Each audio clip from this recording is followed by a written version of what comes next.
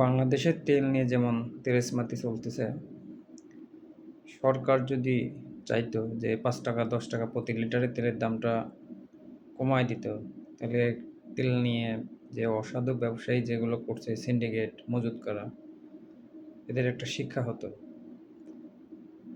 প্রত্যেকটা জায়গায় তেল আছে, কিন্তু তেল কেউ দিচ্ছে না, কোনো পাম্পের তেল দিচ্ছে না।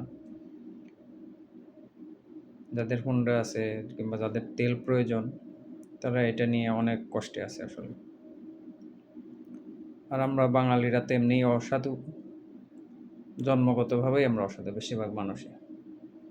সিন্ডিকেটের দেশ, গ্যাসের সিন্ডিকেট, তেলের সিন্ডিকেট, প্রত্যেকটা জায়গায় সিন্ডিকেট।